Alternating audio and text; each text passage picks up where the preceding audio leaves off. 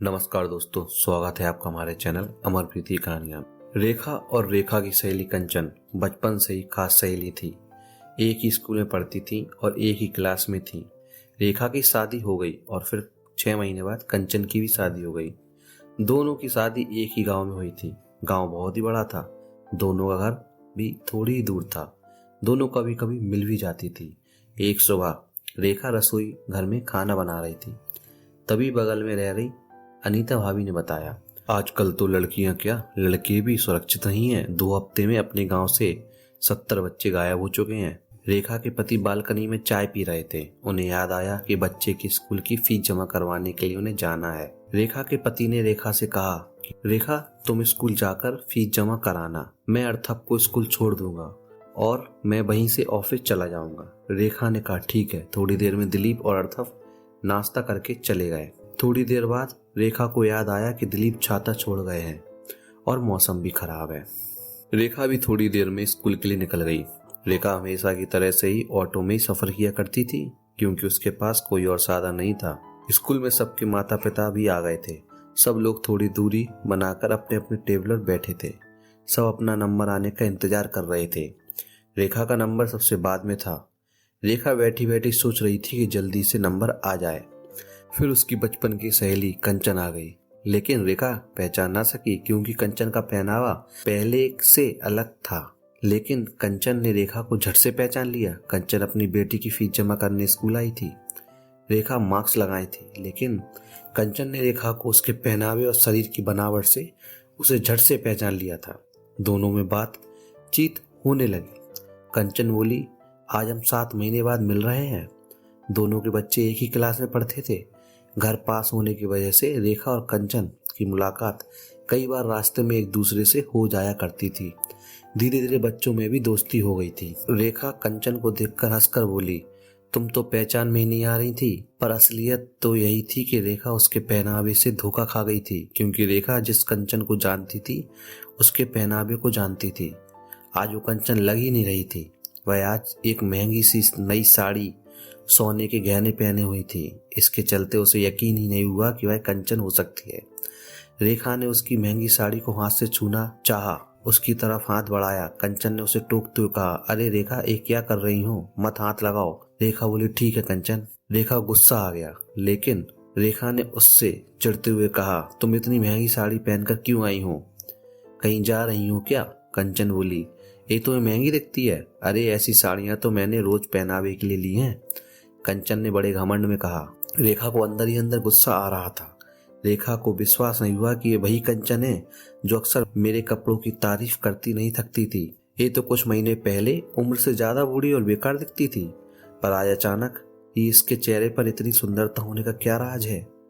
पहले तो कंचन मुझसे अपने पति की बुराई करती थी कि कुछ काम नहीं करते, पर अचानक ऐसा क्या काम करने लगे जो इतना पैसा आ गया? शायद हो सकता है कि राहुल को कोई नौकरी मिल गई हो, या फिर उन्होंने कोई कारोबार शुरू किया हो जिसमें अच्छा मुनाफा हुआ हो, या कोई लॉटरी लग गई हो। वह मन ही मन सोचने लगी, अब हर किसी की किस्मत एक बार जरूर चमकती है। आखिर मुझे उससे इतनी जलन क्यों हो रही है?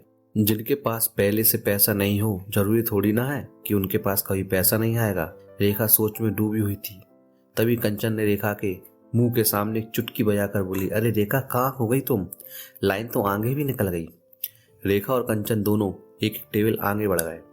रेखा ने कहा, वैसे एक बात पूछूं कंचन, तुम्हारी कोई लॉटरी तो नहीं लग गई? कंचन ने मुस्कुराते हुए कहा, क्यों, लॉटरी वाले ही ज्यादा पैसे कमाते हैं। अब राहुल ने मेहनत के साथ दिमाग लगाया है तो पैसा तो आएगा ही ना। अब तुम दिलीप भाई को ही देख लो, दिन भर अपने साहब के कहने पर कलम चलाते हैं, ऊपर से खरी खोटी सुनते हैं, पूरे दिन काम में लगे रहते हैं।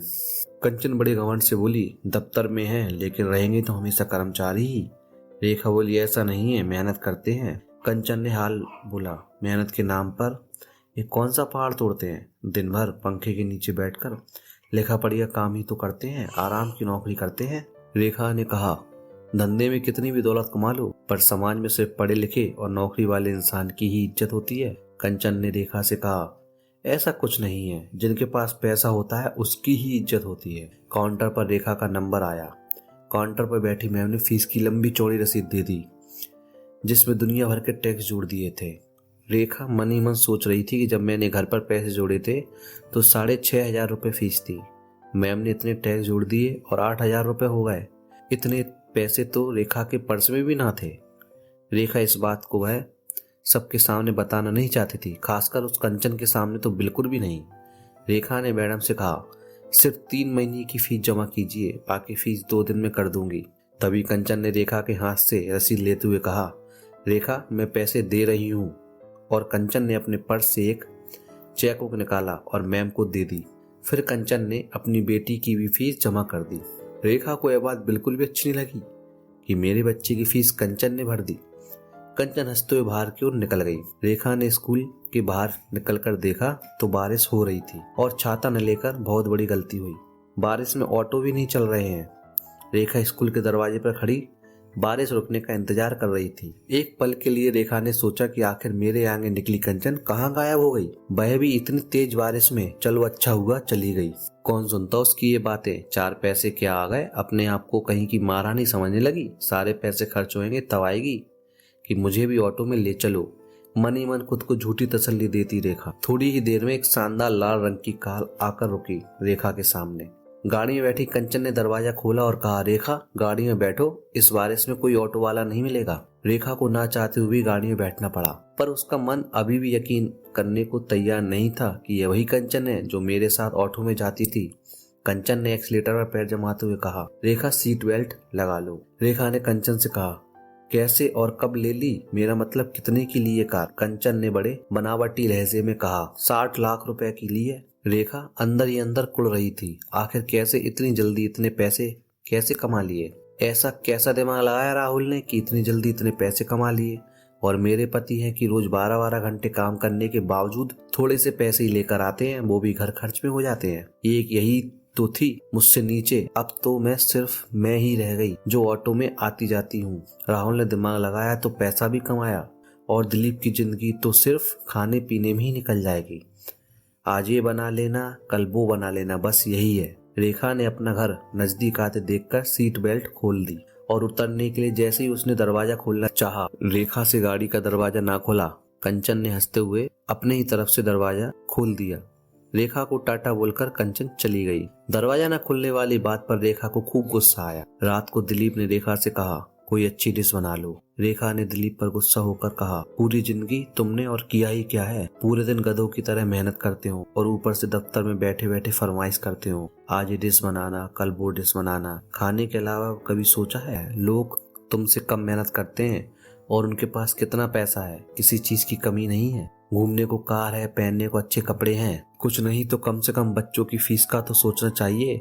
आज अगर कंचन ना होती तो फीस भी आधी ही जमा करनी पड़ती और बारिश में भीग कर आना पड़ता। दिलीप समझ गया कि यह सारी भड़ास उस कंचन को देखकर निकल रही है। दिलीप ने बात को और आगे ना बढ़ाना चाहा। दिलीप ने चुप रहना ही बेहतर समझा। दोपहर को रेखा ने गुस्से के कारण कुछ खास नहीं बनाया, सिर्फ खिचड़ी बनाकर दिलीप और बेटे अर्थक के आगे रख दी। दिलीप को जो मिला खाने में वो चुपचाप खाकर रह गया। दिलीप ने कुछ बोलना सही नहीं समझा। रात तक रेखा ने दिलीप से कोई बात नहीं की। रेखा के मन में तो सिर्फ कंचन और उसके पूरे दिन की बातें ही गूंज रही थी और दिलीप की काबिलियत पर उंगली उठा रही थी। सुबह दिलीप ने ना तो नाश्ता मांगा और ना ही रेखा ने दिया। जब रात को दिलीप घर आया तो दिलीप ने देखा कि रेखा ने खाने में कुछ नहीं बनाया।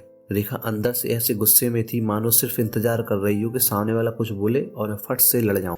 बेटा अर्थव रेखा से खाने की मांग करने लगा। अर्थव को खाना के रूप में हल्का नाश्ता देकर रेखा ने दिलीप पर गुस्सा दिखाते हुए कहा, बेटा आज घर में कुछ राशन नहीं था इसलिए कुछ नहीं बनाया, आज यही खा लो, कल देखती हूँ। दिलीप ने हैरानी से पूछा, घर में कुछ नहीं था और तुमने मुझे बताया क्यों नहीं?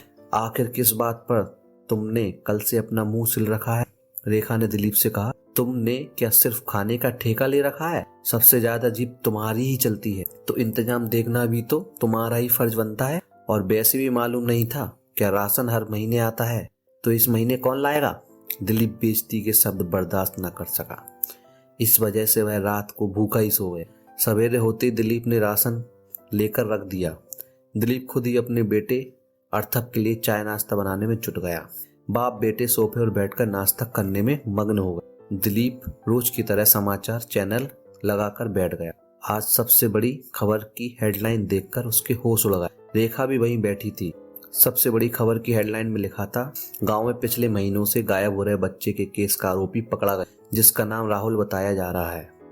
कल ही सड़क से एक बच्चे को पकड़ते हुए पकड़ा गया। मुंह काले कपड़े से ढका हुआ था, पर इतनी पुरानी पहचान होने के कारण दिलीप और रेखा ने आरोपी को पहचान ली। तब रेखा को समझ आया कि कंचन इतने पैसे कैसे खर्च कर रही थी। आखिर पति बच्चों को चुराने का काम कर रहा था। तब जाकर रेखा को अपनी गलती का एहसास हुआ और फिर रेखा ने अपनी मर्जी से दिलीप की पसंद का खाना बनाया। दोस्तों, आपको यह कहानी कैसी लगी? दोस्तों, आपको कहानी अगर अच्छी लगी हो तो चैनल को सब्सक्राइब, वीडियो को लाइक, कमेंट करके जरूर बताएं। धन्यवाद।